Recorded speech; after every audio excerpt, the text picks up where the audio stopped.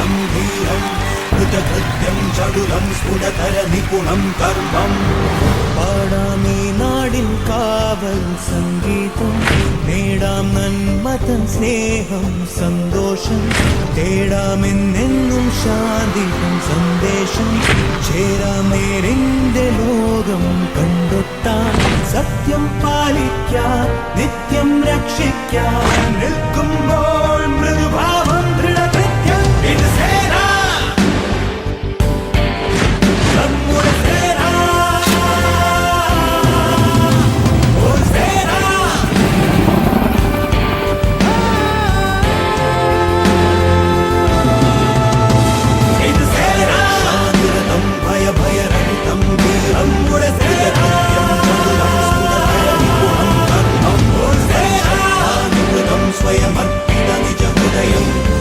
കഠിനം ചലനം മൃദുമൃദുലം പ്രിയവചനം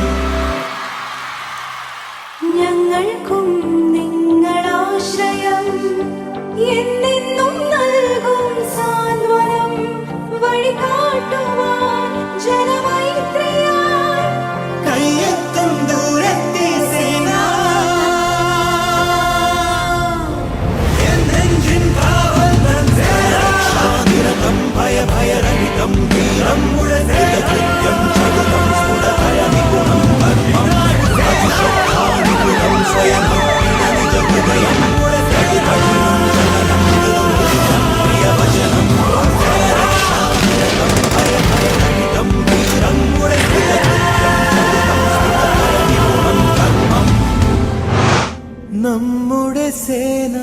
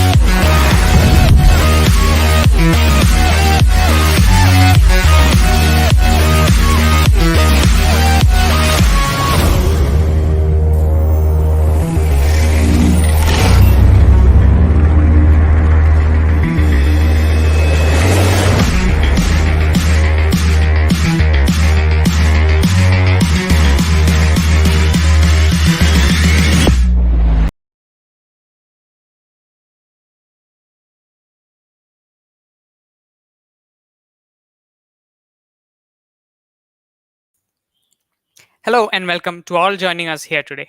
I'm Siddharth Sajan, a member of the organizing team here at Hackbee 2021. We at the Kerala Police Cyberdome are delighted to bring forth the 5th edition of our hackathon, Hackbee 2021. This year, it's not just a competition to find the winners. Instead, we aim to build a single solution with the help of the participants and the mentors to equip the police force to unravel the mysteries of the dark web. Before we begin, let's take this opportunity to thank the pillars of our support. We have Beagle Security as our technology partner, Cloud4Sec as our cloud partner, Mashup Stack as our knowledge partner, Ecoloop 360 as our sustainability partner, and Federal Bank and ICICI as our banking partners. Our community partners include ICMEC, OASP, Vices India Affiliate, ASRG, ISACA Trivandrum Chapter, Nulcon, GTech ATFG, and AWS User Group Kochi. We would also like to thank our partners BeSafe, CloudSec, and vConsole. Thank you all for the support you have shown in helping us organize Hackbee. Today, we have our 11th live tech talk, and we are extremely delighted to have Mr. Bruno Horta Soares, founder and president of the ISACA Lisbon chapter. Bruno has more than 20 years of experience in information systems professional services, particularly in areas related with governance, risk, control, audit, information security and privacy, and digital transformation. In 2012, he founded GoAS, Governance Advisors as a Service, where he is currently senior advisor and actively collaborates with an ecosystem of local and international partners and teaches in different masters, MBAs, and executive programs in some of the most prominent universities in Portugal. He is a member of several professional associations in the areas of auditing, IT governance, and project management, and a keynote speaker at various conferences and seminars. In 2019, he was selected as the recipient of the ISACA John Cuyers Award for Best Speaker for leading multiple outstanding COVID-5 workshops at ISACA international conferences and for contributions in sharing knowledge at ISACA events. Before I hand it over to Bruno, I would like to let the audiences know that they can drop in their queries in the comment section on HackP's Facebook, YouTube, and LinkedIn channels. Bruno will respond to these queries at the end of the session. It is with great pleasure that I invite Bruno to educate and enlighten us on the topic Lose Money in a Cybersecurity Breach. Ask Me How for the 11th session of this Tech Talk series. Bruno, the stage is all yours. Hello everyone. Good afternoon. Thank you for inviting me. It's very exciting in these moments that we are living to understand that we are locked in our countries, in our cities, in our homes, many of us, but our minds, our spirits, and mainly our knowledge is still flowing around. And that is the first message that I want to leave to you. The colleague was saying that I was going to talk about the topic, lose money. Actually, this is just a theme. This is not a topic, but it's the way that after I try to figure it out a little bit more about the project that Kerala Police is working on and all these workshops that you are having around the act of this year, that I realized and I decided to talk about not maybe about what you are used to talk about, that is how these topics are important and how you work in the dark web and so on, but to really show to you why this is important. Because probably you know, many of you work with people that understand this topic, get excited with these topics, really deep understand it. But we are talking about a topic that have impacts all over the society, the companies, the humankind as a whole. So for the next hour, I will try to share with you what I do in my day by day and how I pick up these topics that most of them are very technical, very specific, very expert-wise oriented, and how I pick it up those topics and try to explain to board members, citizens, governments, why this is important. Because even if you are doing a great job down there in the operational level, at the end, you have to communicate in a way that everyone agrees that the topics that you are working on are important. So that is the challenge that I have for you for the next hour, to express and communicate the importance of these topics of the dark web in the easiest way. And the easiest way normally is to explain why this will take money from the pockets of companies, governments, and so on. So I will teach to you 20 easy ways to lose money when you have a cybersecurity breach. Okay? So first of all, a little bit about myself. You are seeing a movie that expresses a little bit where I'm coming from, where everyone is coming from. When we attend the universities, when we start studying, everything is kind of an omelette. It's like mashed eggs. Everything looks a little bit fuzzy. But with the years, after you work, after you have some projects, after you work for many years, you tend to go deep, and be an expert in a part of that omelette. So it's normal that after some years, you get an expert in eggs or in chickens or in some detail of the omelette, because it gets very clear to you that one part of that recipe is very important, okay? In my case, all my professional journey was not to go deep in the ingredients of the omelette, but basically to share with the people that are around the omelette, that will eat the omelette, that look to the omelette, why the omelette is important. So somehow I spent 20 years of my life working in these topics of cybersecurity, risk, digital transformation, and so on. But everyone keeps asking me, what are you a specialist on? And definitely many of us are specialists in one part, one ingredient of the omelette. But in my case, because I study a little bit of computer science and management, because I work mainly as an auditor, but also a consultant, I normally do advising in companies, but also teach universities.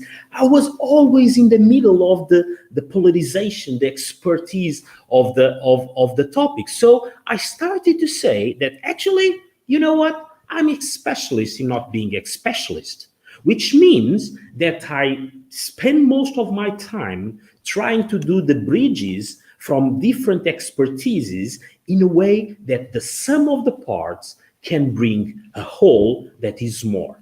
Okay, so that is my professional challenge, to bring the different expertise in an organization, in a class, in a city, and try to figure it out, how can they work together to a common goal. That's why I spent so many years saying, okay, actually, you know what, I'm generalist. But the generalist word have this negative side. Oh, you are general, you just speak about the topics. But no, I spent 20 years getting expert in being generalist. And you know what? Looking around these days, of course, it's very important, mainly in specific areas like the police, like the technology vendors, like in cybersecurity companies, that you have many, many, many specialists in the topics that you are dealing with. But around us, in our companies, in our societies, we have many, many people that are not so specialist in these topics of cybersecurity. But anyway, they need to understand why this is important to them. That's why these topics are no longer closed in some minds or in some people, but are all over the society in our companies. So that's why you cannot do the same speech, you cannot use the same language, even if you are talking about cybersecurity or dark web or any of the expertises that you have. You must understand that you most of the times are in a very deep level of knowledge, but you have to work it out just to explain it in a wider perspective. That's why if you have the time and you have the curiosity, you can look to this book that I put here. That is a book that I read recently. And actually, it was the book that calmed me a little bit, because being generalist, it's not that bad. And this book explained a little bit why the generalists are triumphing in a specialized world. Basically, because we need experts, we need people like you that work in very specific or very technical topics, but we need people that put all this specialized knowledge together. Okay, so most of my time was spent not talking with the technical guys, because I come, of course, from a technical side, but I spent most of my time trying to realize why the topic of information technology came out as a topic of risk to companies. The risk in the side, of course, of threat, and we will talk about that in a minute, but also in terms of opportunity. Because once upon a time, when the information technologies start to appear in organizations, in a society, actually the good and the bad start fighting, because the much better that you can do with technology is exactly the same opposite that you can do the bad with technology. So when I talk with board members and the governance bodies that are dealing with the direction of companies, and they are responsible for the survival of their companies or their cities, of their regions or their countries, actually they are talking about security in a sense, because they are talking about sustainability. They are talking about creating value. And what happened, if we look to this sentence, this is what for many, many years is the mission of a board of directors, or the mission of any professional that is working as a leader or at the governance level. And if you see, the primary responsibility is to keep secure. It is to secure the future of the organization.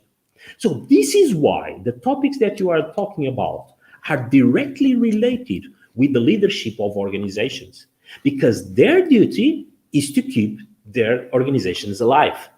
And by the way, the topics that you are dealing with can kill their organizations, can stop the value creation, can actually prevent the stakeholders for being satisfied, actually prevent the resources to be well optimized, actually prevent the risks of being sustainable for the next years to be a possibility. So actually everything that we'll do will end up impacting the survival of organizations. And this is the highest level that you can position the topics of why the topics of dark web are important. Because this is not, there are many people that think that we are talking about new responsibilities from the governance. We are talking about new responsibilities from the board level, but it's not. This is just the same responsibility. What changed was outside. Outside the world that we are living is no longer a world where the technology don't have a huge impact. Now it has. Why? Because the world gets more complex, get more speed. We typically call it the world is get a little bit more VUCA, more with more velocity, ambiguity, complexity, uncertainty. And this is the world that we are living on. And part of that VUCA mindset came out because of technology. And that point ended up bringing the topic of information technology to the boardroom.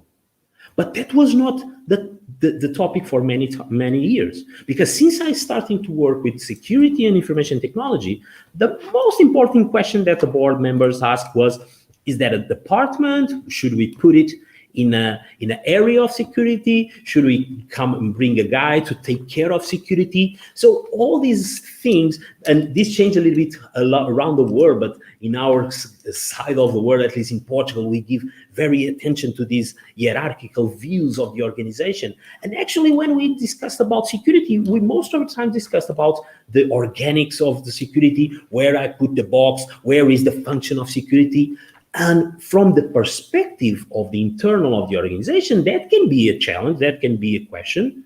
But what happens again is that we are not talking about security to prevent something inside the company, or at least only inside the company. We are dealing with a topic that is, how can I deal with this security topic, not only to protect what is inside my company, but actually to be outside, to create value, to satisfy the needs of my stakeholders, to have more partners, to have more clients, to go around the world in this digital economy. So this was the moment that the board started to get a little bit confused, because for them, this was just a topic. And when we started to explain, no, this is not a topic, because this is no longer an internal topic.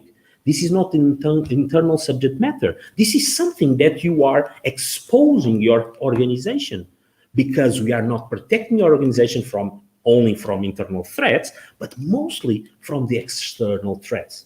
So this sense that we are not dealing with security in an organization, in a city, in a country, because we care, but because the others care, is something that we are changing nowadays in the minds of people. So this is not because I choose to be secure. It's because the last years force organization to be more secure, not just for internal purposes, but mostly for external purposes. That's why we put it together, these two words, that is security and value creation. Not the value creation of the security itself, but actually the value creation of the whole company. So if I would have to explain to you in a very simple sentence how I try to explain the board level or the people that are dealing with these governance topics in organizations, why these topics are important, is more or less like this. So I talk with board members. So you see appearing here the icon of the board members. And of course, top executives, because this topic is at the highest level of governance, but also at the management level. And I try to explain them that, for example, an attack of ransomware, that is a typical attack that nowadays we are facing. Attacks, they actually will happen. And these also change a lot in the mindset of organizations. I started my career preventing security incidents from appearing. So what boards of organizations asked me 20 years ago was, please let me at least lie to me, telling me that we will not be attacked. And nowadays I have to go to these same organizations and say, you will be attacked. And this is not about management. This is about humans. Humans are not prepared to face the reality of you will suffer an attack. We only want to protect ourselves. We only want to be in our cages. We just want all this mess disappear and go around so we can go outside again. We are not prepared to this reality that organizations, countries, cities, regions, whatever you want to call it, we will be attacked. And this is not because we have a crystal ball. This is because the impact that nowadays the digital have in our economies, in our organizations, is so high that, of course, this will be just another incident that happens like any other incident that happened in the past. And why this is important? Because we are no longer talking about only the IT world, or at least the softwares and the information systems. We are talking about connected things. And I will talk a little bit about that afterwards, but something happened with the evolution of technology, because we came from a world where information technologies was mostly to have information to support decisions. And then we started to connect not only the IT world, but we started to connect the physical world, and we started to have things connected. And actually right now we have everything connected. So we have a sense of security, not only because of information as we see it in the past, but because we have everything connected all over us. And this is something that will increase the surface of attack, of course. And that's why I was mentioning that organizations need to understand that if they are transforming their organization to be more digital, connecting more things, they will be attacked. So they even want to have this sense of, okay, but if we are attacked, let's blame the IT guy, the guy with the glasses, because that was what people did in the past. Everything that was connected with IT was the responsibility of the IT guy. So everything that was related with security was the responsibility of the security guy. But that's no longer the case, because even if the blame, the fault was from that guy, we will have financial and reputational costs related with that impact. And that's what changed. This is no longer information impact or the quality of the information that will impact the decision making, and indirectly will impact finance. No, it will impact directly. And that's what changed. And once it's impacted directly, it started to be not an IT responsibility, but the responsibility from the one that have responsibility from everything around the organization, that is the board of directors and the presidents, and the president can be of the company or the city, whatever, okay? So if this is very impactful for the minds of most of the board members or the executives, if you say, okay, you are scared right now, so let me tell you another thing, that this is not only impacting directly your finance and your reputation. These attacks and these incidents may impact the ecosystem, may impact all the connectivity around you, all your ecosystem, your partners, your clients, the state, your employees. So this is no longer something related with a department. This is not even something related with one company. This is something that is related with the ecosystem as a whole.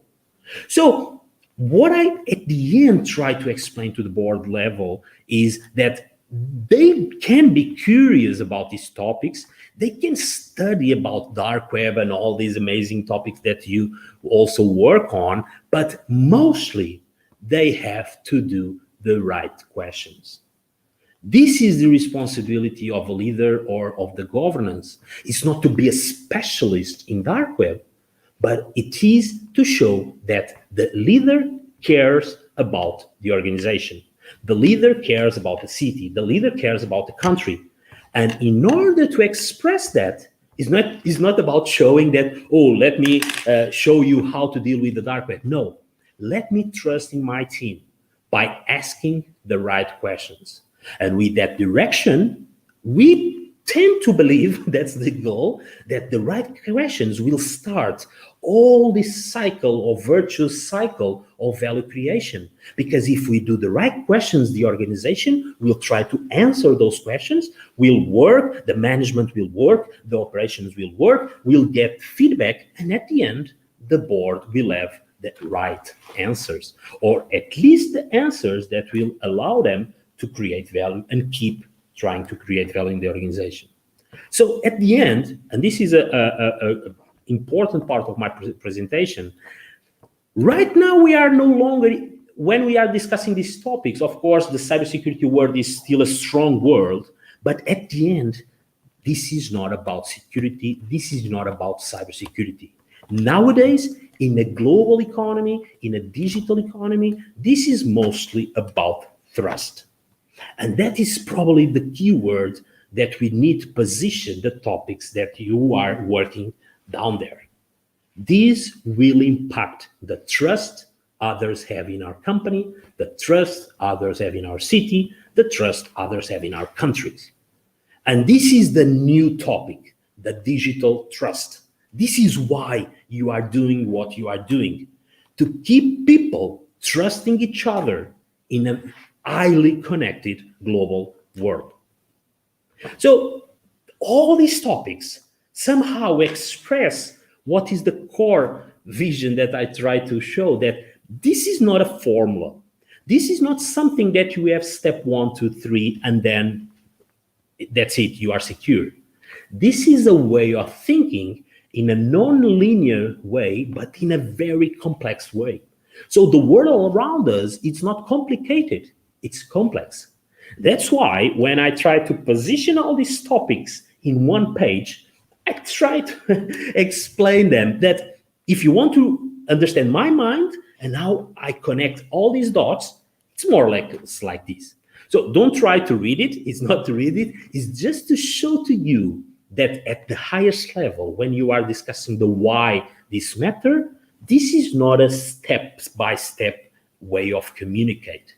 It's a way of expressing that everything is to get connected. All these topics are connected. So you have to position yourself somewhere in this map, and you have to believe that in your organization, you are developing this sense of a system that put all these pieces in a one page, in one puzzle, in one map.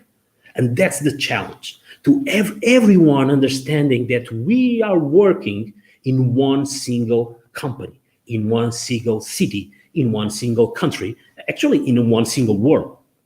And that sense of one is what we are trying right now to bring to organizations. This is not about the details. This is about how can I put all the pieces together.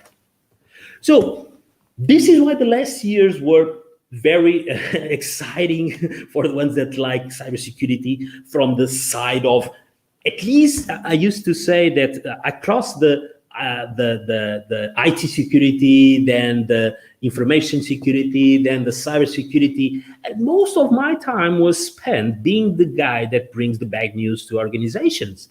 And back there 20 years ago, even if you try to say, no, you need an information security management system because the problems will come and the incidents will come, incidents were not around the corner. So people tend to, let's try and let's move forward. At least I will have some lucky and things will move forward.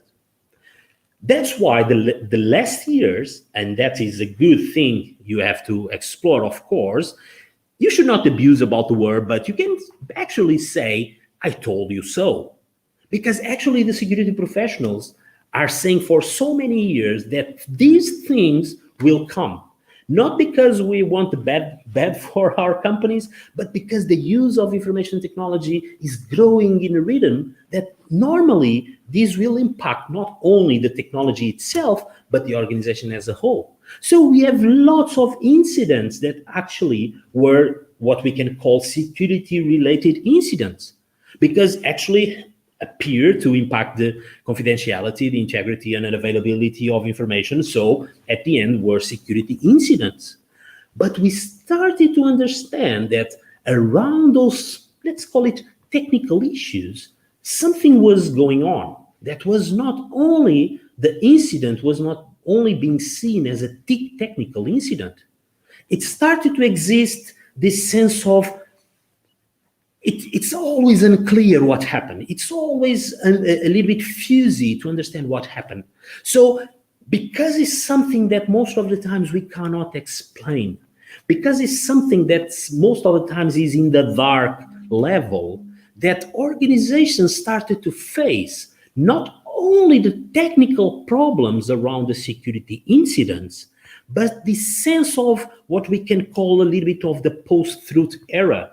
That was, companies started to need to explain the attack itself, but all the communication around the attack and all the extrapolations around the attack and all the stories around the attack. So what started to be a technical issue quickly escalate to be a trust issue. So we actually had a technical security incident, but what was being impacted was more and more the trust around organizations, cities, or countries. And that started to bring this topic that I mentioned before, that is, this is not only impacting the security of our information or the security of our country or our city or of our company. This is actually something that we are being attacked, sometimes technically, sometimes not that technically, only by using the information society that we are living on. So we started to have this new sense of we need to protect our companies, of course, from the attacks, security attacks, but we need to take care about the trust that others have in our companies.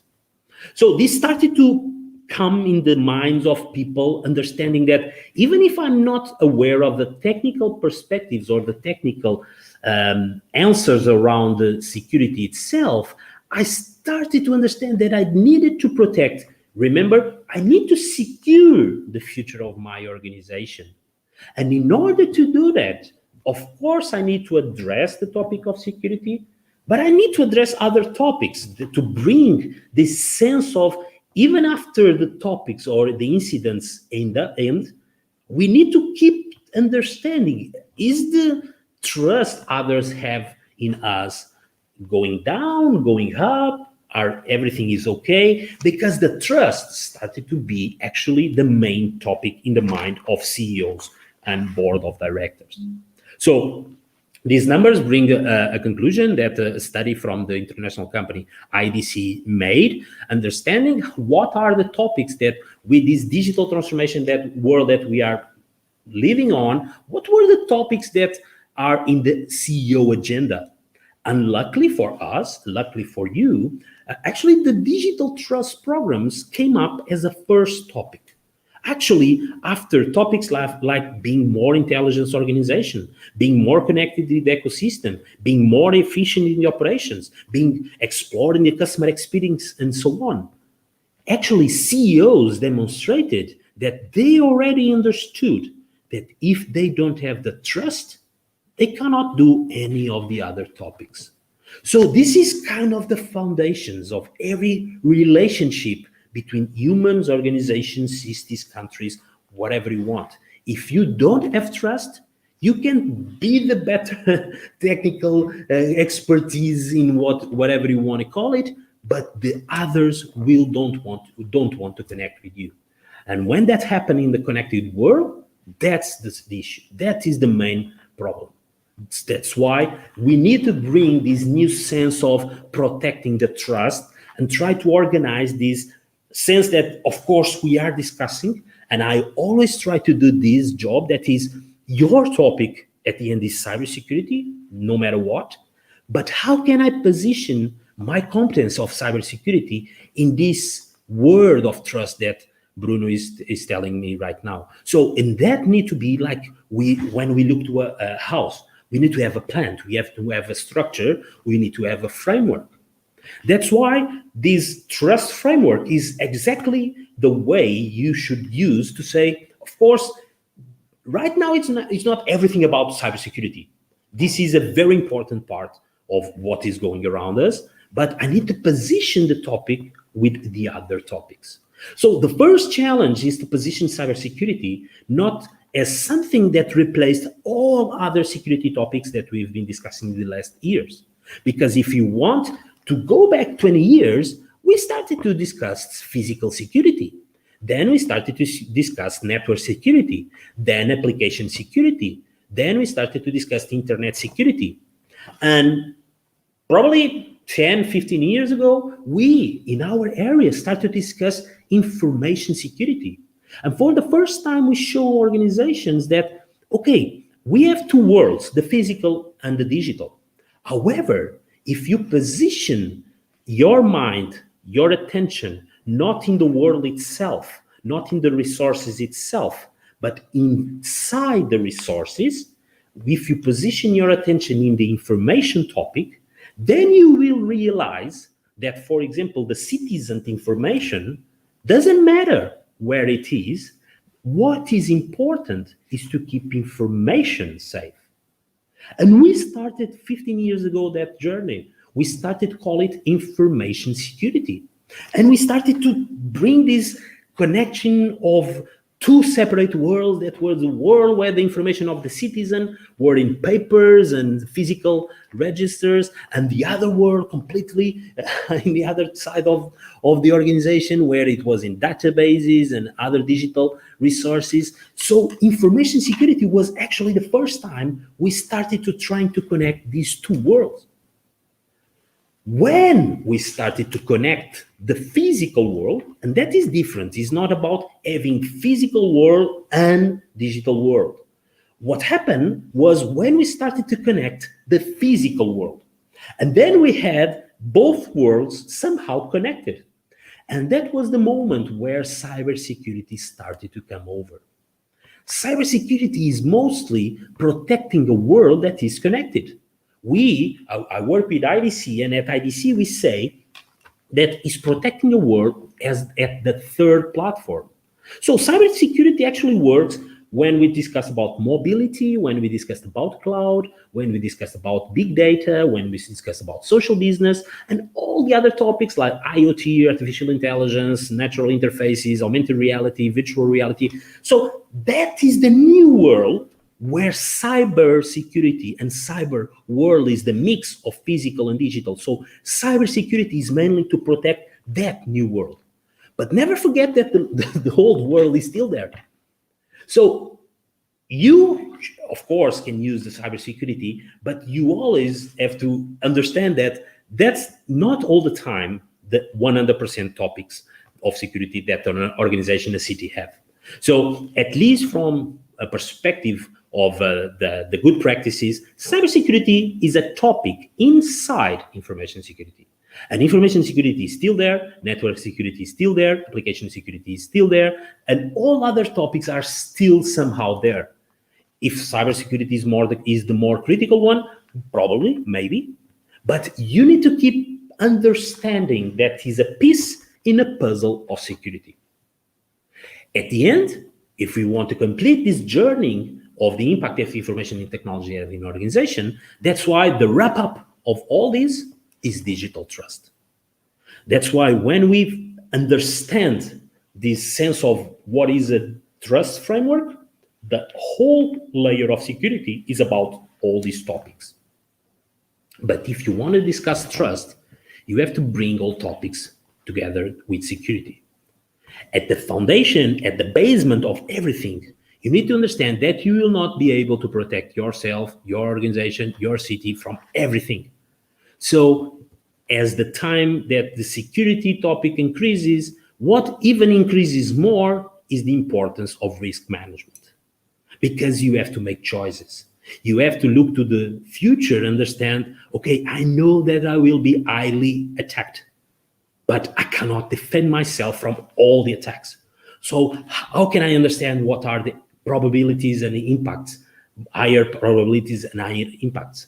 That's why in order to survive in this crazy world, you have to have skills of security, but you also have to have skills of risk, because the risk will show you what is the security that you need.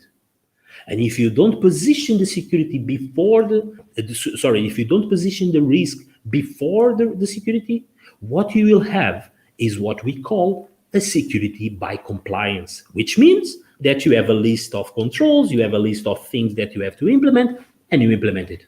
No matter what are the risks, no matter what are the criticality of the information, the resources, the devices, you just implement what is in the paper.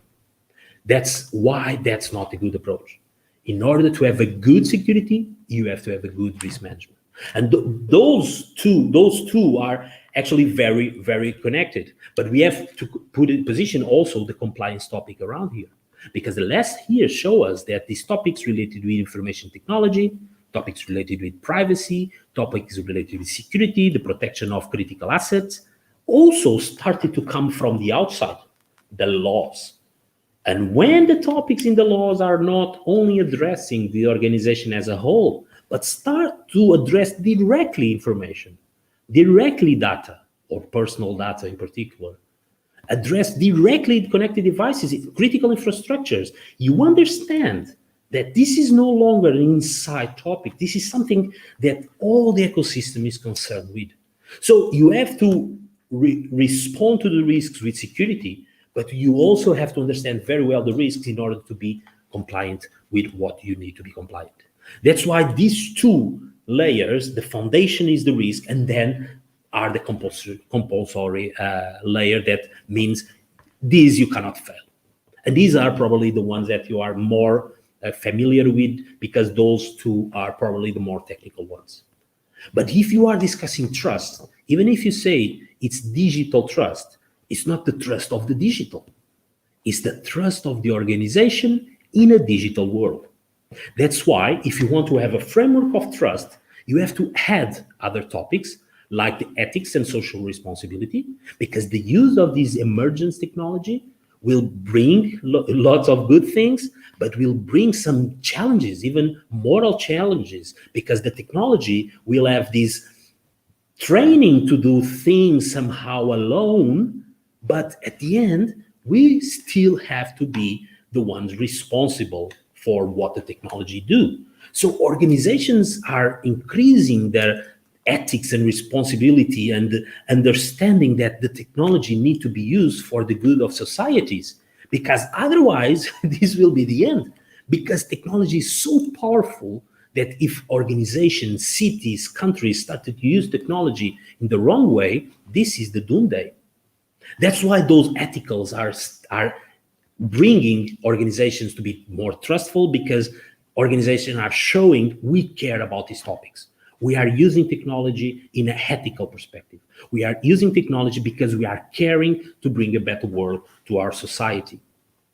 And at the top of all this, and sometimes it's curious because you mentioned compliance and there are laws of privacy.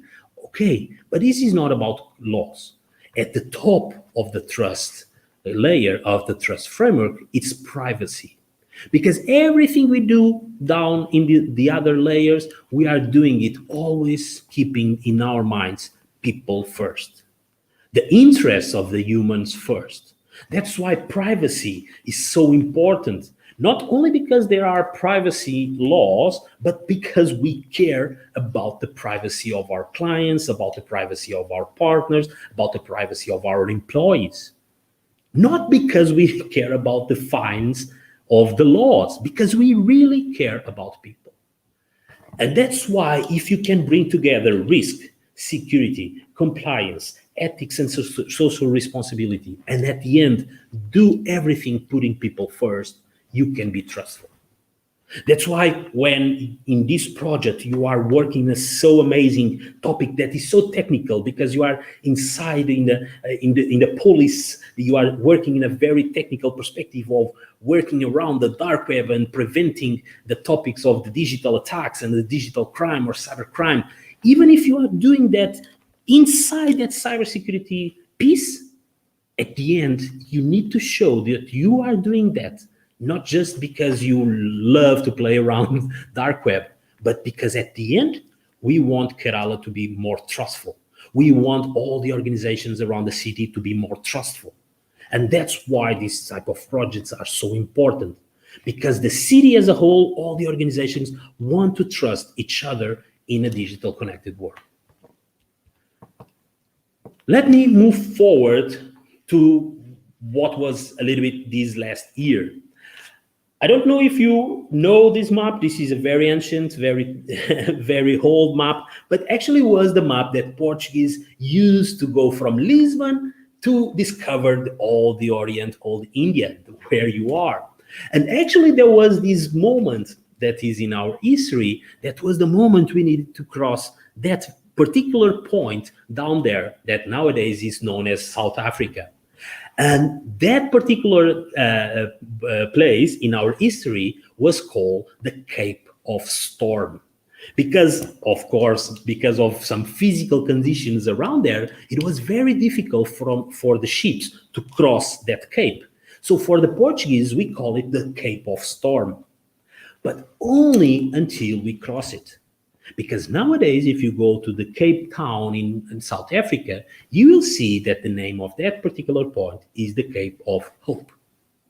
And that's why when I look to this journey, that was a journey at the left side was the journey of all the tension. Where are we going? What is this? What are the challenges that we are facing? And that moment that we try to cross that cape, that terrible cape, but afterwards we started to see the new world. This was a little bit what happened the last year and still is happening around us. It's a little bit this journey that we are crossing. When COVID came, many organizations, the Kerala Police, of course, was already moving forward to understand what was the future, what was the digital transformation that the city needed, and so on, so on. So there was this journey for the transformation going on, like in many other organizations around the world. But once COVID somehow appeared, we started a little bit in this survival mode, that we call it the response mode, that even if you are imagining what is going on afterwards, you need to focus in the short term. You need to focus in the today or in the tomorrow. So we spend a little bit of time, due also to economic and all the topics around our organizations, to spend most of our time in the left side of this journey. But what we wanted to do was to cross. And once we started to be in this sense of, I want to fight, I want my organization, I want my city to fight, I want to move forward, we started into the second layer or the second moment, that was the resilience moment. That was the moment where organizations started to figure out what we can do differently, what we can move forward with. And that's not continuity, because most of the times organizations cannot even bring the old operations back or all the business back. So resilience is more than continuity, because some organizations needed to adapt themselves to do different things, to work in a different way, work from different places. So that resilient moment was very important, because once you cross that moment and you are not continuously move down in this survival mode, you start what we now call the next normal, or the reignition, restarting, moving forward to the next level. So right now the numbers are already a little bit different from these ones here, but this is the mindset that I see all over the world, and I work with many organizations. Some are in the left side, some are crossing the cape, some are already moving forward to the accelerating to the success. But this is important, because you need to position yourself, you need to position your organizations. If you are in the left side, you should not talk too much about the future, because you just want to survive. But once you cross it, you have to leave also the past, and you have to focus your eyes in what's going on in the next years. So this is why when you are working in these topics of security, you still have to feel what is going around you. You have to feel your economy. You have to feel your political environment. You have to feel your legal environment. You have to feel your social environment. This is not about keeping doing the same things like nothing going on around you. That's why you bring this sense of, I understand the moments of my organization. I understand the moments of my context. That's why I will apply my work. I will apply my expertise according to those moments. So this was a little bit what happened. And somehow in the previous digital transformation world, we were discussing mostly about information, and sometimes we still discussed a lot about information technology and security, information security. And I just wanted to show this slide to express that many of the times that we are discussing information, we are still discussing in a way of a little bit of a back office perspective, which means that you are very concerned with information because you actually need to make decisions with information. So everything that passed before cybersecurity was mainly in the sense that if you have good information, you will make good decisions. If you have bad information, you will do bad decisions. But that's not the moment that we are right now. We moved forward. We are moving forward to that world that I talked before, that is the world that is connected. That is the world that is no longer the IT world, but is the world that brings together IT and the operational and technology world.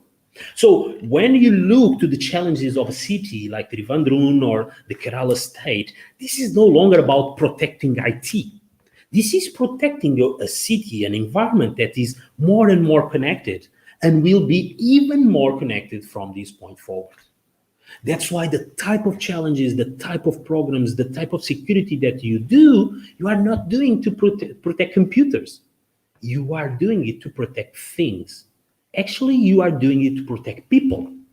So all this sense that we are not protecting the same environments or technical or virtual environments, we are protecting the physical world that is connected. That's why it brings all the responsibility by the authorities like the Kerala police.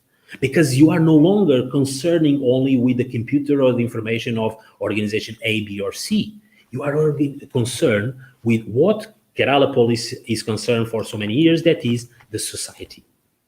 Because when we are working, when we are living in a connected world, what is being impacted is actually the society. So what we see is an advance of the connectivity. What we see is an advance of the digital transformation. And if that's the case, you have a consequence that is the advance also of cybersecurity. That's why you keep, again, having to keep the pace and not being too much excited with cybersecurity if you're living in a world that is not connected. So it's natural that if the world moves forward to use, for example, more artificial intelligence, it's necessarily a good thing to do to adjust the cybersecurity also to use artificial intelligence in the cybersecurity. So for the next years, we understand that all these integrated tools related with security, of course, will embed also these emerging technologies. Because the world is getting more complex, more challenging in terms of technology, so you have to have directly that impact in cybersecurity. Because at the end, if you are being attacked with new technologies, you have to defend with new technologies. Otherwise, you are just fighting the enemy that is so much powerful than you that you are just spending money. The second slide that I wanted to show to you is related with the topic of complexity. And that is the topic that will lead to you to think twice about doing the security by yourself. Because when you are living in these ecosystems that are so much connected, when you are living in a world that have exponential growth of devices, connected devices, and exponential growth of data, you are living in so much complex world that when you discuss about security, it's not only, or it's not starting to be an operational problem. The first thing is how to understand the complexity of the world you are protecting. And that's why if you are using so many tools and so many processes and so many organizations trying to deal with this complexity, you will be even more complex the management than the world itself. And you end up to be attacked by that. That's why it's so important. The numbers tell us that you need to approach these topics in a more consolidated way, because you have to focus in a wider perspective when you have a vision of management that put all the pieces together. So implementing unified security frameworks, implementing projects like Cyberdome that Kerala policy is implementing, it's important because when you have a common vision of the problem, at least you understand all the problem and not pieces of the problem. And in a security environment, that is important because it's most of the times in the middle of responsibility that you will bring the vulnerabilities. And the second topic is because of people. Nowadays, you have the biggest problem everyone say around the security industry is we don't have people. There's not enough people working in cybersecurity nowadays. Not that there is no many people working on cybersecurity, but the need of professionals in this area cannot follow the production of new professionals for this area.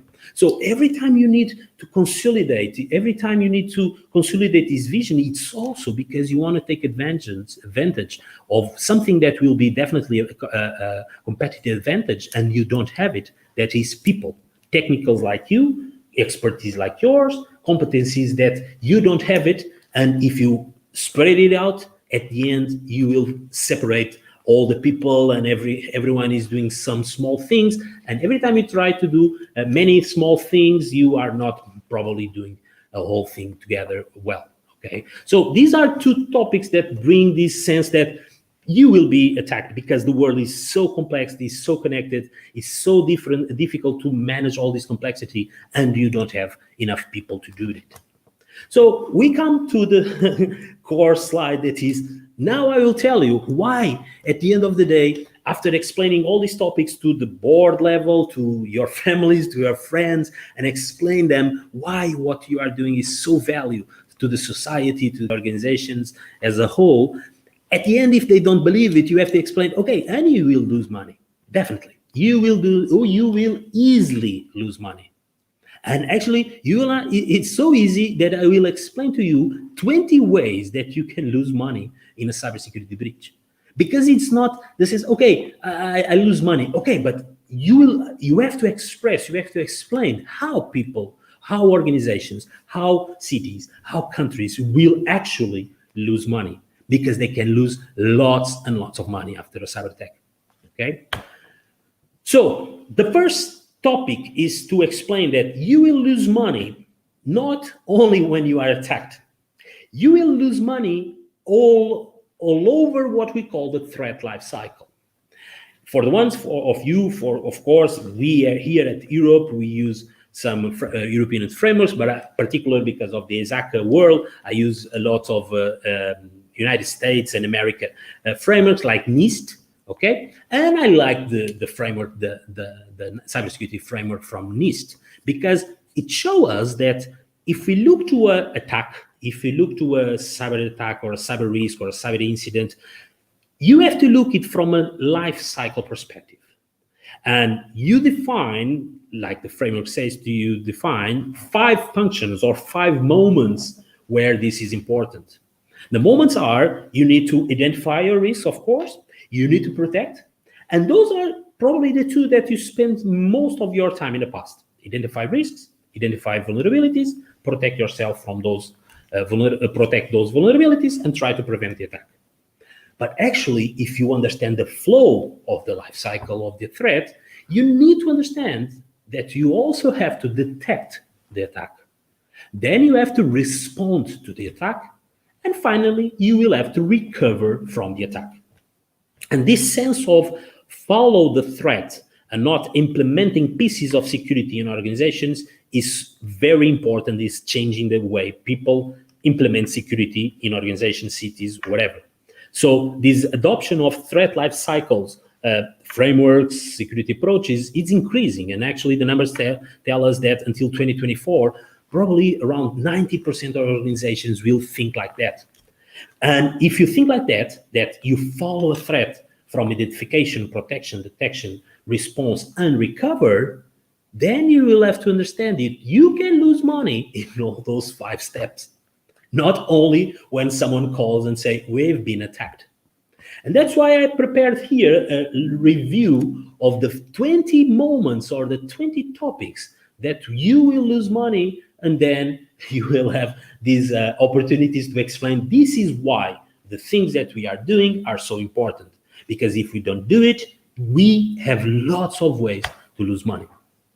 The first of all, we will start by direct costs, probably the ones that are easiest to understand, and ones that are more familiar, and probably the ones that are more related when you explain something related with cyber attacks. That are the technical issues. The first one, the triage cost. Of course, there's the moment that you understand that you are being attacked, and all the costs that you have to put, all the effort that you have to put in that moment of the attack, we call it the triage cost. So all the cost involved with the reaction to the detection and reaction to an incident will come immediately as a direct cost. But then when you understand that you are being attacked, of course, your focus is to stop the attack, move forward, but always you have always this responsibility to understand, okay, but since when I was attacked, what actually happened around here? Was this the real attack, or was this just a way to take some fuzzy zone to get into from the other side? So all these forensic costs that you will have to go afterward to identify if that attack was only that attack, or what was going on around it, you have to pay for that. So every time you are attacked, you have to understand not only the attack itself, but everything that happened before the attack, and that will cost money. And then, of course, you have to recover, and you have to put in practice all the reactions that you have, because after an attack, most of the times the organization is impacted in so different operational ways that you have to recover and activate all those recovery plans, continuity plans, resilient plans, whatever, will cost money. So you have immediately three ways of spending money just through triage, forensics, and recovery. Then you go to direct costs also, but it's not only about the technical thing. Probably the first one is the one that you can easily explain. But the second one is about business. Because if the systems are stopped, and actually they are not stopped, they are stopped because of the cyber attack, but they are stopped and prevent the organization to do the business actually. So you will have financial losses immediately because you cannot do the job. You cannot sell your products, you cannot sell your services, and that will have a direct cost, because every time you cannot do a sale, probably that sale will not come back afterwards to you. Then you will have productivity costs, because if the systems are stopped, if the machines are stopped because of the attack, if you cannot work, productivity will go down because people are there, but they cannot work. So you have still the same amount of fixed costs, but you cannot use those resources to produce your products and services. So you will have productivity losses immediately. And finally, of course, because you are connecting the physical and the digital world, you will have direct impacts, not only because you cannot use the softwares and applications, you will have direct costs because you will not be able to work with your machines, your equipment, because those are the ones that are also connected, and if they are attacked, they will stop work. Okay, so these are business losses immediately. You cannot work, you cannot move forward with your business, and your business just stopped. And if the business is stopped, there's a loss of money. Then the less direct costs are related, of course, with legal costs, fees, and other payments that you will do immediately after the incident. If you go directly to the ransomware payments, if it's a ransomware, obviously, there's no company say that they paid a ransomware, but we know companies sometimes have to do it. And for sure, the guys that are doing a cyber attack that is related with a ransomware attack, they are not looking for information to sell afterwards. They are looking for direct money.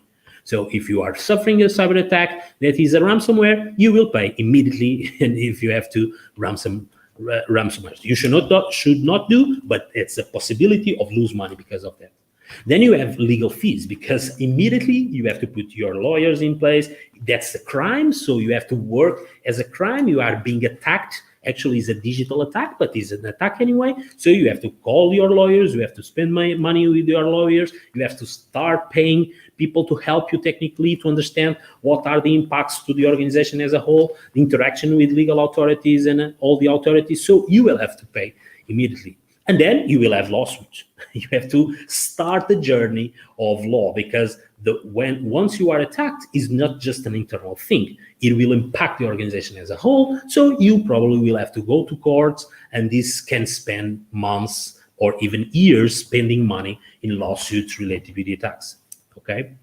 And finally, regulatory fines, particularly with topics like like privacy or data protection.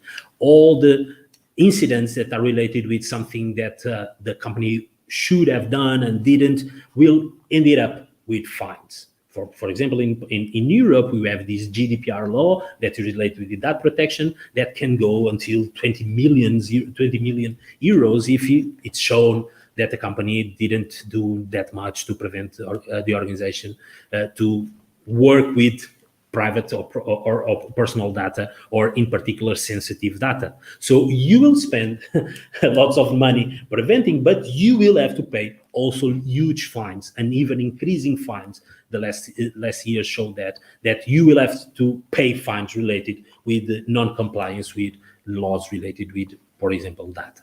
So these are only the direct costs that we'll have, and we are only in the first 10. Then you, of course, will have the externalities, because when you are attacked, and even if it's an attack to information, if the information is personal information and the information will stop business and operations, like I mentioned before, at the end, it's very normal that people are impacted. Victims are impacted because this is a crime. And even every time there's a crime involved and people involved, companies will have to spend money notifying them and doing all this interaction with the victims involved with the attack the organization suffered. So more costs related with notifying, interacting with all those victims.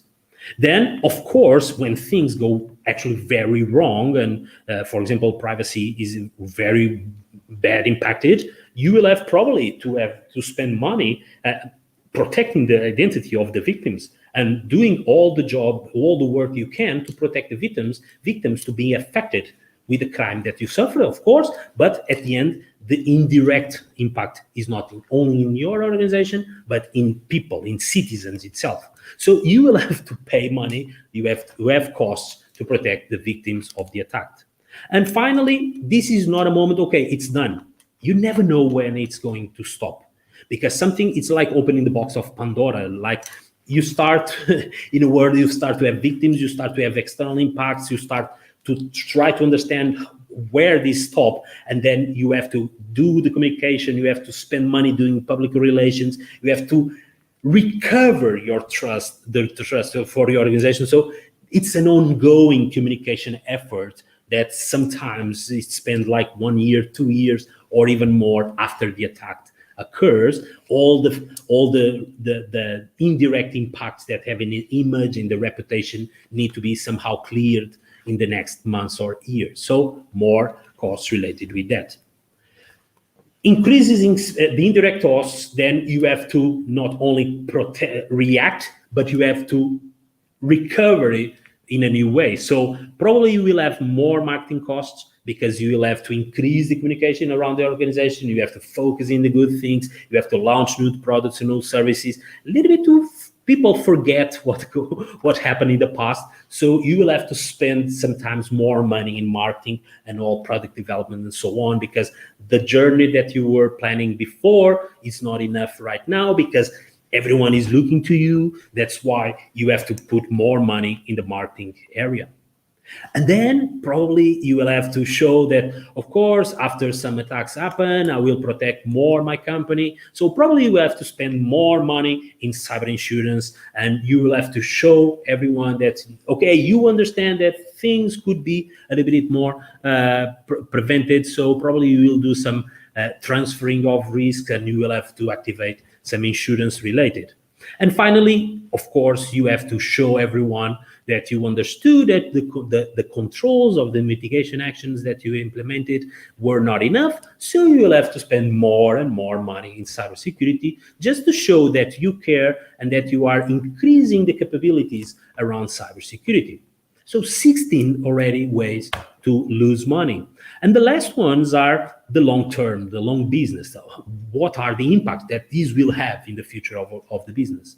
Of course, everything that happened a victim and all this restoring of the trust and all the payments to the victims, and probably after the court and the decisions and the negotiations, you will have to spend money just restoring all the trust and directly to recover what the bad things that you have done to the victims, if it impacts the data protection. You will definitely lose customers because the best way to to make money is to have clients trusting in us. If the clients stop trusting, they will find other companies they trust more. So at least during the time that your trust is down, for sure you lose customers, you lose money. Okay, and then if you stop your business, probably you had direct impacts of not doing business. But if you have contracts related with partners, most of the times you are not only stopping your business, but you are stopping the value chain business. So probably you will have to pay, and you will have to have penalties related with the contracts that you have with the other partners. So you will have to spend more money, and you will have to pay more penalties related with contracts. And finally, you will lose competitive. And that's the final one, but probably is the most important one, because you will understand that trust is something that can give you competitive advantage. And if a company wants to be trusted, it's because they want to do more business, have more partnerships. If a city wants to be competitive, it's because they want people and companies and all the entities to trust the city, to be there, to live there, to work there, to make money there. So if this doesn't work, we will lose interactions, we will lose people, everything due to the loss of trust. That's why at the end, the impacts will be in the competitive advantage of our organization, even if it's a company or a city or even a country. Okay, so these are the 20 easy ways of losing money after a cybersecurity breach. That's why all these topics need to be understood, and these efforts from Kerala Police show a little bit like that this is not an effort that everyone is doing inside their organizations or their companies, and they are fighting to be more competitive because my security is better than your security and so on. No, right now, the trust around third parties is increasing so much because companies understood they have to do everything they can to protect themselves, but they also have to be trustful.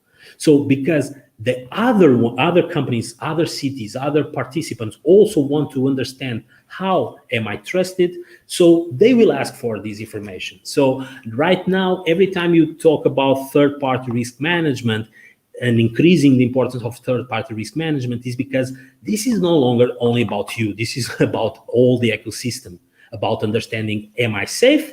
But are the others that I'm working with also safe, or at least at the level of security that I feel comfortable to do work with them? So these topics are increasing. That's why this sense of ecosystem is increasing also, because organizations want to know if they are safe, and they are in a better position to do that. But more and more, they want to understand real time, not like, trust me, I swear I'm trustful. No, they want to do this in real time. So they will use analytics, they will real time solutions, they will use cloud and so on. With all this complexity, just to share with you two more predictions that are somehow related with this effort that Kerala Police is doing.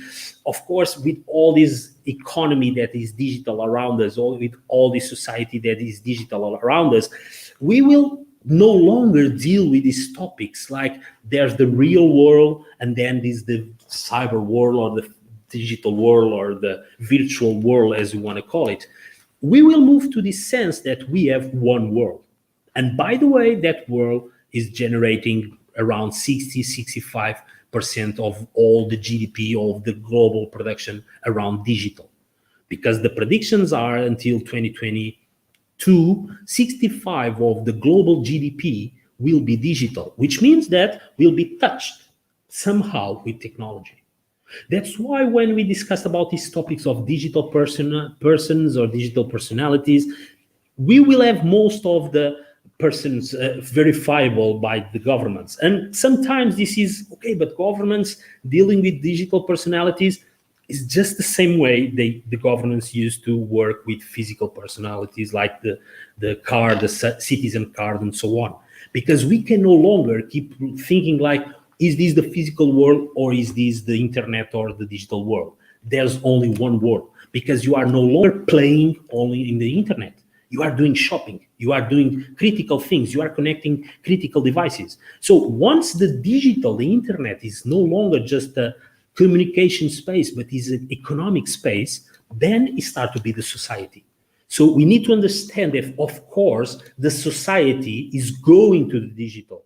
And this is no longer like two worlds where in the physical world I'm Bruno, in the digital world I'm the unicorn, okay? No, if I'm working, of course, if I'm working, if I'm shopping, if I'm doing society things in the digital world, it's natural that it's Bruno that is there. If I'm playing, if I'm in the entertainment, that other things. But we will need to cross the sense that the digital world is no longer just to play or entertainment, is an economic space, and that is important.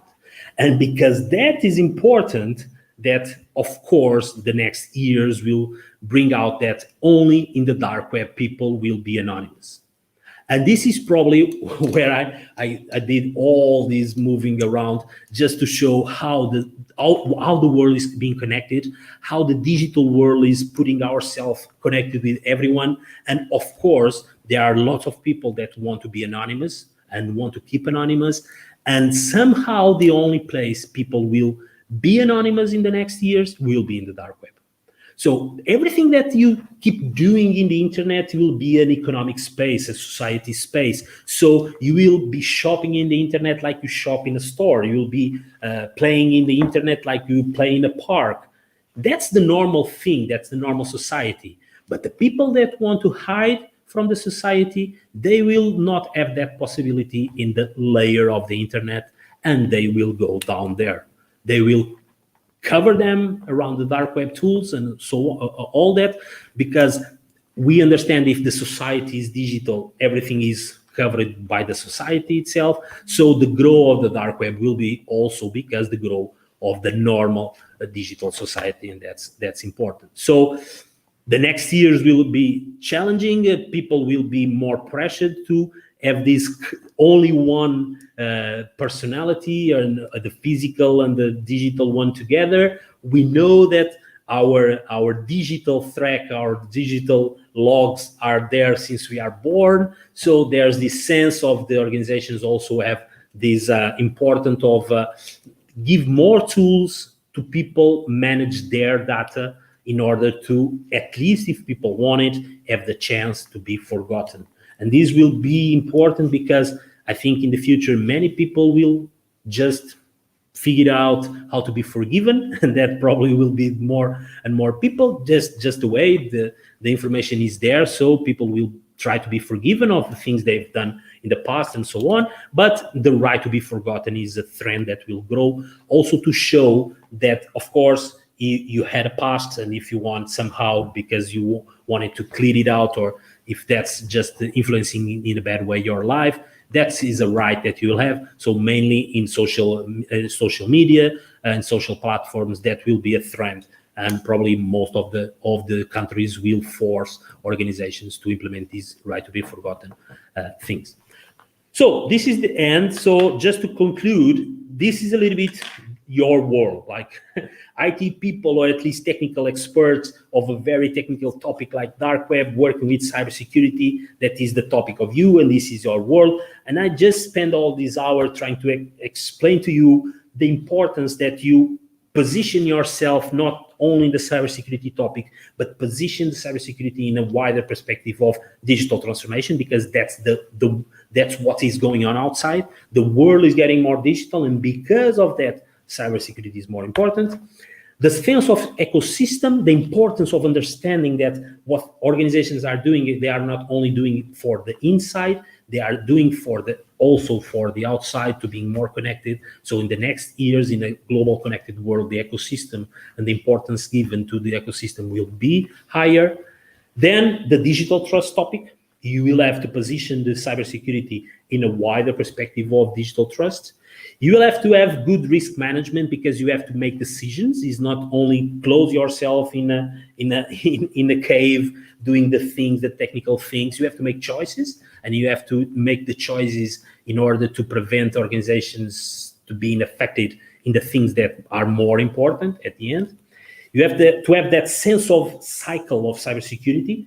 The cybersecurity not as a topic itself, but as a sense of threat life cycle. And you will have to, most of the times, position the cybersecurity in a wider perspective of information and technologies.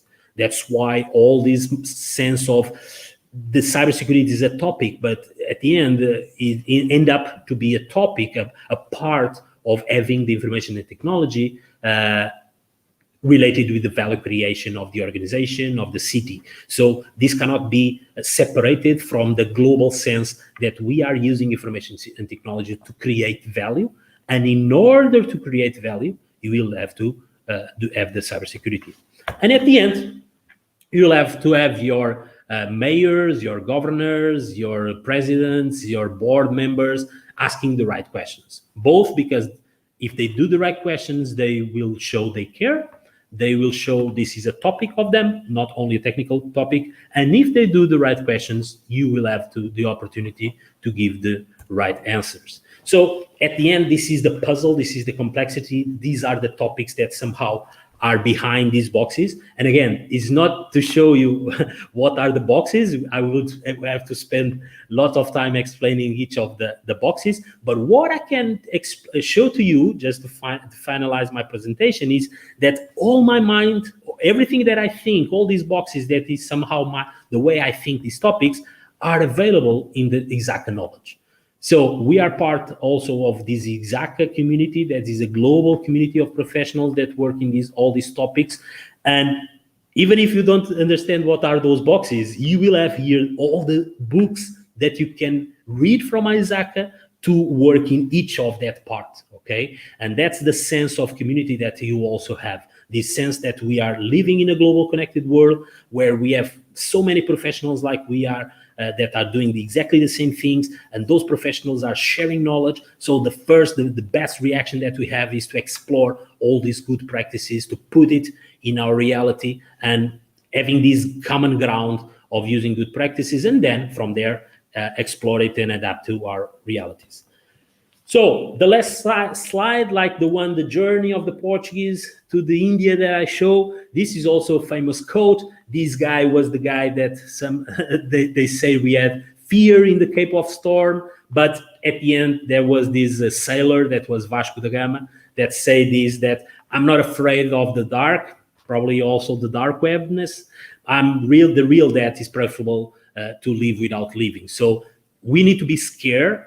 Of course, we have to respect everything that is around us, but we never have to forget that we need to show that all these topics of the dark web are important, not just because of the fear. They are important because we want people to keep living. We want organizations to keep working. We want to secure the world that we are living. So even if we are talking about very dark things and dark web, I think at the end we should have a positive side, because we should move forward. Even if we are fear, we should move forward with fear. Thank you very much for your attention. So I think we can move forward to the Q&A if we have some questions. Thank you very much.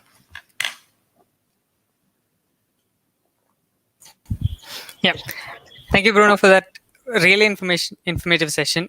So we have a few questions from our viewers in the comment boxes. So I'll read a few of them out, and it'd be great if you can answer them. Yeah. So the first question is from Abhiram. So there will be a dilution in security controls when compared to working from the office. Can you suggest a way to ensure safe working environment for remote workers? Should we answer one-on-one? Yeah, I think we can go through them one by one.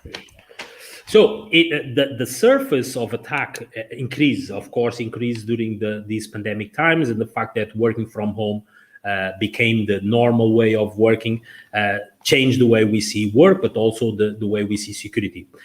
Again, I think what we faced during the pandemic times was the reaction moment, was the moment where we were adapting to the need of, from one day to another, bring people home and working from home. So it was mainly around VPNs and working with technical topics and so on, reacting in that moment. What I advise is that will not, once, and hopefully will be fast, when the COVID passed, what organizations will face will not, let's get back to 2019. Probably the hybrid work will still be the way of working. So what is recommendable is the organizations to reorganize and transform all the way they see the security. So protecting work from home, like just, okay, we've done it from the pandemic, will just be a small piece, because of probably implementing things like zero trust and things like, now that people are, I don't know where, I need to implement new tools, I need to have a new approach. That will not be just from the working from home. It will be a transformation of the sense of, I'm not so focused in the areas and the buildings and the technologies. I will be more focused in information. I will be more focused in assets. So what I recommend is, once this thing passed, review what was done in terms of the reaction, and recover with new approaches. Prepare a real transformation of the security, and this can be a good driver. I think work from home will be the good driver, but to transform more things that not only work from home. Okay.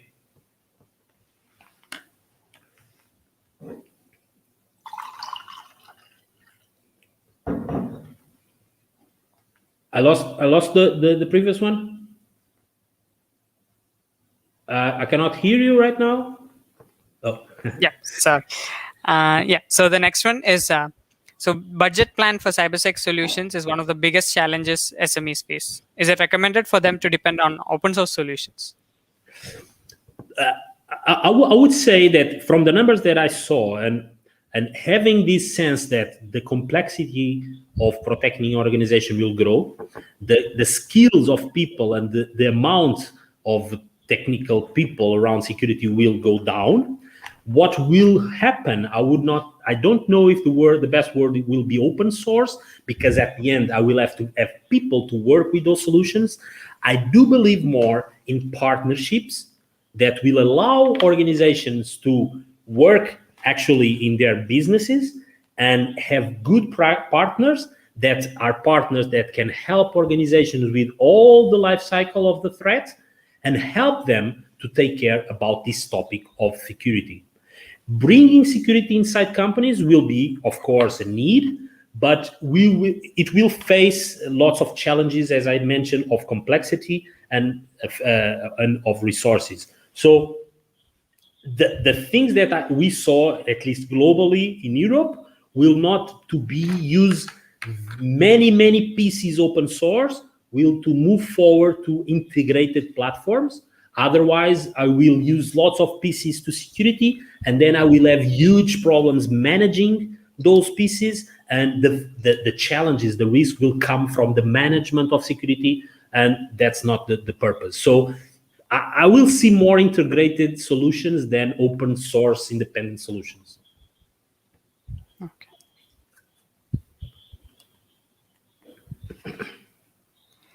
So the next question, how much can we depend on the risk rating service providers like BitSight and RiskRecon for an effective risk identification? Mm-hmm. Again, as I said, if this investment and this dependence is directly related with the importance that we give to the ecosystem, what we see is, as many contracts we'll have with partnerships and so on grow, the importance of these external third-party risk ratings will grow. So if we always position the security as a direct function of the growth of my organization, that will probably pay by itself, because I'm doing more partnerships, I'm exposing myself more to the external partners and clients and contracts and so on.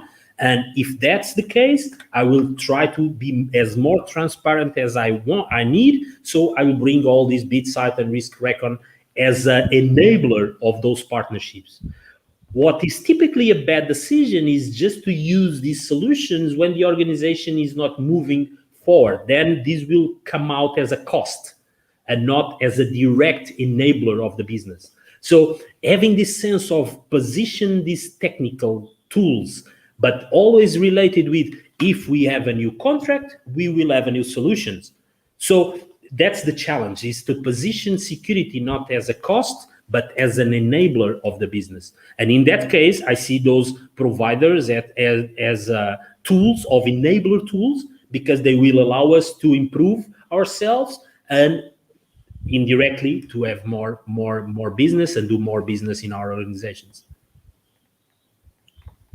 Okay. So the next question from Sudhish is, now the IT industry is adopting zero trust approaches. How will that transition help us to prepare for the next normal? So when we started to discuss zero trust, it was very technical from a technical perspective, of course. And there's the discussion most of the times of zero trust approaches are very technical and how it's done and so on. But if you look at zero trust is the ground, is the base of risk management, because we work in a sense of risk, which means that if bringing the first question, if the employees are in the office, they are secure. If they are at home, they are less secure. But so we have this perception of risk. And most of the times we were influencing the decision based on our perception. Zero trust is basically do the risk management every time you connect anything. So in a way that you are no longer having your employees inside or outside, they are anywhere. And at the time that they are not only the employees, are the devices, and everything is connected. So you have to have zero trust approaches because you believe, as I said, that you need to have risk approaches first. So it's not only a technical thing. It's this sense that right now we don't have the borders that we had in the past. So anything that's connected need to be risk managed real time, and zero trust architectures will allow that more risk perspective of our security. And every time risk come to support security, I'm always a fan of that. So every time security is based on risk is a good thing to do. Okay. Yep. So the next question. So how can I contribute to ISACA initiatives on security? So ISACA, and you have a chapter, a Trivandrum chapter that can help you to do that bridge, to work as a global professional.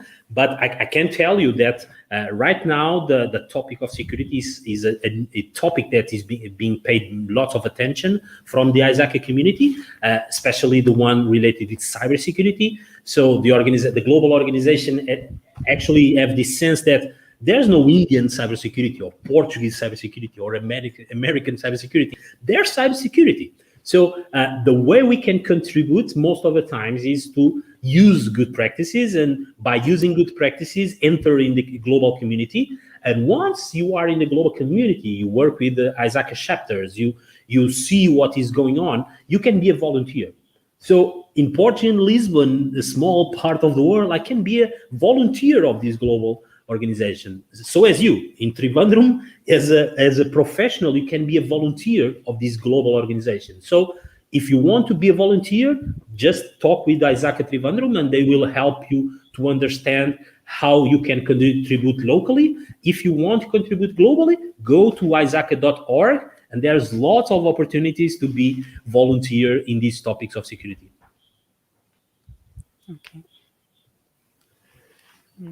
So I think we may be done with the questions. Oh no, we have one more. So question from Shyam, will zero trust approach help to reduce the chance of insider threat? That's the greatest thing of thinking about the next normal, is that there will not be inside and outside. The concept of inside and outside will end up. It will be connected things, and I will every time if I use zero trust, I will have to understand not only the environment, and I cannot say if it's from the inside is safe, if it's from the outside it's not. It's the asset itself, is the information of the asset itself, is the one that is connected, the person or the user that is connected itself. So it will bring the context to the connected thing. So, and that context will not only be a physical thing of inside or outside, will be many variables connected with the devices that will say, is this device more or less trustful? And the concept of inside and outside will disappear with zero trust approaches. Okay. Yep. So that was our last question.